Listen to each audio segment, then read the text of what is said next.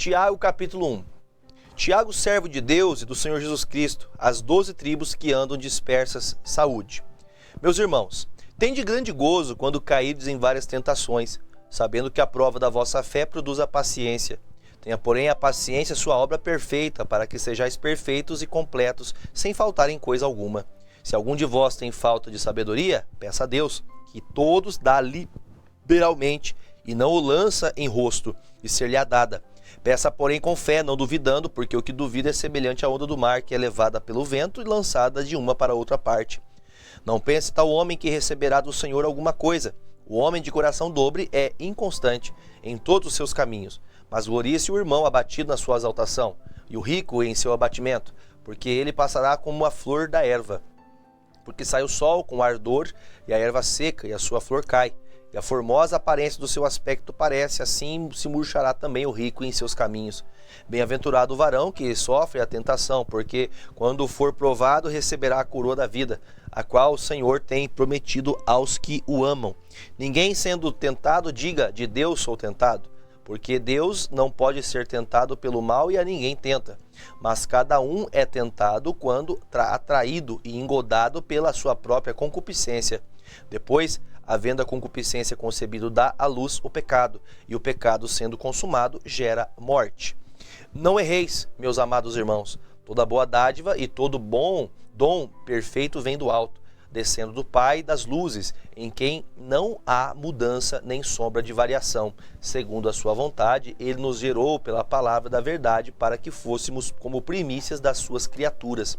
Sabei isto, meus amados irmãos, mas todo homem seja pronto para ouvir, tardio para falar, tardio para irar, porque a ira do homem não opera a justiça de Deus. Pelo que, rejeitando toda imundícia e acúmulo de malícia, recebei com mansidão a palavra em vós enxertada, a qual pode salvar a vossa alma. E sede cumpridores da palavra, e não somente ouvintes, enganando-vos com falsos discursos. Porque se alguém é ouvinte da palavra e não cumpridor, é semelhante ao varão que contempla ao espelho o seu rosto natural. Porque se contempla a si mesmo, e foi-se logo, e se esqueceu de como era. Aquele, porém, que atenta bem para a lei perfeita da liberdade, e nisso persevera, não sendo ouvinte esquecido, mas fazedor da obra, este tal será bem-aventurado no seu feito. Se alguém entre vós cuida ser religioso e não refreia sua língua, antes engana o seu coração e a religião desse é vã. A religião pura e imaculada para com Deus, o Pai, é esta: visitar os órfãos, viúvas, nas suas tribulações e guardar-se da corrupção do mundo. Tiago capítulo 2. Meus irmãos, não tenhais a fé de nosso Senhor Jesus Cristo, Senhor da glória, em acepção de pessoas.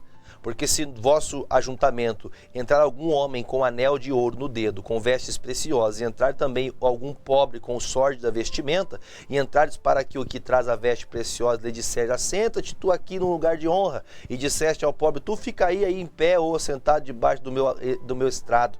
Porventura não fizestes distinção dentre vós mesmos e não vos fizestes juízo de maus pensamentos? Ouvi, meus amados irmãos, porventura não escolheu Deus aos pobres deste mundo para serem ricos na fé e herdeiros do reino que prometeu aos que o amam? Mas vós desonrastes o pobre. Porventura não vos oprime os ricos e não vos arrastam aos tribunais? Porventura não blasfemam eles do bom nome que sobre vós foi invocado? Todavia, se cumprides conforme a Escritura, a lei real, amarás a teu próximo como a ti mesmo, bem fazeis. Mas se fazeis acepção de pessoas, cometeis pecado, e sois redarguidos pela lei como transgressores.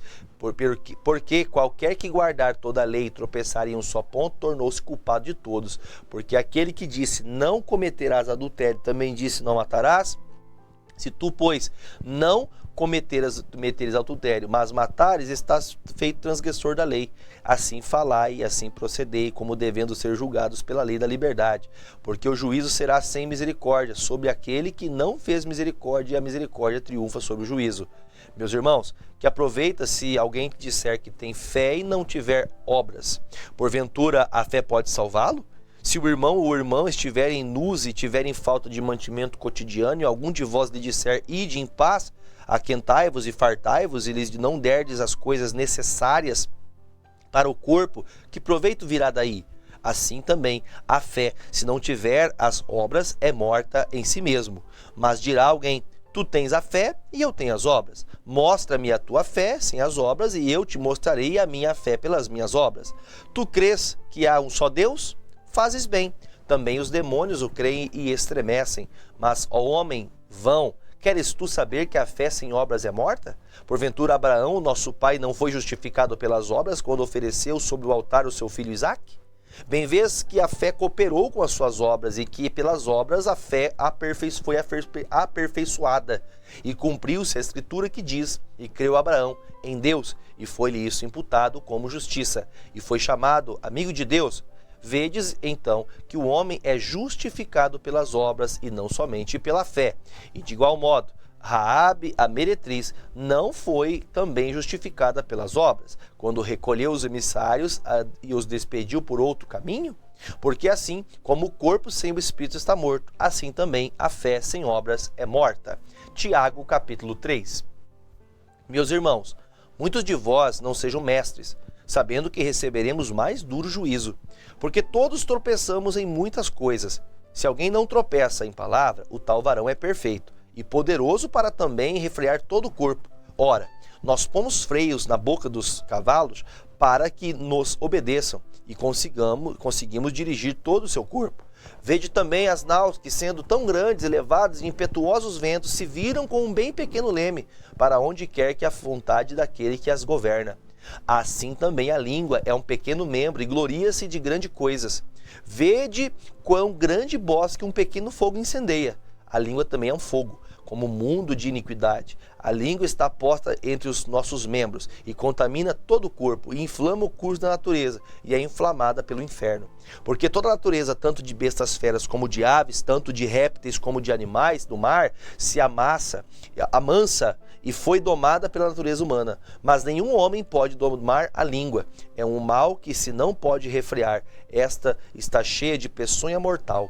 Com ela bendizemos a Deus e Pai, e com ela amaldiçoamos os homens, feitas imagem e semelhança de Deus. De uma mesma boca procede bênção e maldição. Meus irmãos, não convém que isso se faça assim. Porventura, deita alguma fonte de um mesmo manancial água doce e água amargosa? Meus irmãos, pode também a figueira produzir azeitonas ou a videira figos? Assim tampouco pode alguma fonte dar água salgada e doce. Quem dentre vós é sábio e inteligente? Mostre pelo seu bom trato as suas obras em mansidão de sabedoria, mas se tendes amarga inveja e sentimento faccioso em vosso coração, não vos glorieis, nem mintais contra a verdade. Essa não é a sabedoria que vem do alto, mas é a terrena, animal e diabólica. Porque onde há inveja e espírito faccioso, aí há perpetuação e toda obra perversa. Mas a sabedoria que vem do alto é primeiramente pura, depois pacífica, moderada, tratável, cheia de misericórdia e de bons frutos, sem parcialidade e sem hipocrisia. Ora, o fruto da justiça semeia-se na paz para os que a exercitam a paz.